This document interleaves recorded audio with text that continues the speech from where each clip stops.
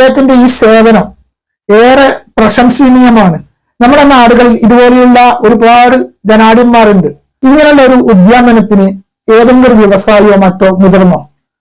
Saudi ജയിലിൽ വധശിക്ഷയ്ക്ക് വിധിക്കപ്പെട്ട് കഴിഞ്ഞ 18 വർഷമായി കഴിയുന്ന കോഴിക്കോട് സ്വദേശി റഹീമിന്റെ മോചനത്തിന് ആവശ്യമായ 34 കോടി രൂപയുടെ മോചന ദ്രവ്യത്തിന് വേണ്ടി ചെമ്മന്നൂർ ഗോൾഡ് ഉടമ ബോബി ചെമ്മന്നൂറിന്റെ ഈ സേവനം ഏറെ പ്രശംസനീയമാണ്. അദ്ദേഹത്തിന്റെ വകയായി 1 കോടി രൂപയാണ് ആ മോചന ദ്രവ്യത്തിലേക്ക് സംഭാവന ചെയ്തിട്ടുണ്ട്. 2 ദിവസത്തിനകം അദ്ദേഹം 7 കോടി രൂപയോളം സമാഹരിച്ചു കൊടുത്തു. തിരുവനന്തപുരം മുതൽ കാസർഗോഡ് വരെ അദ്ദേഹം സഞ്ചരിച്ച് പൊതുജനങ്ങളിൽ നിന്ന് സംഭാവന സ്വീകരിച്ച് റഹീമിന്റെ മോചനത്തിന് ആവശ്യമായ തുക കണ്ടെത്താനുള്ള ഒരു പ്ലാൻ രൂപീകരിച്ചിരുന്നു. റഹീമിന്റെ മോചനത്തിന് ആവശ്യമായ 34 കോടി രൂപ സംഭരിക്കാനുള്ള പ്രയത്നം കൂടി അദ്ദേഹം വാഗ്ദാനം ചെയ്യുന്നുണ്ട്.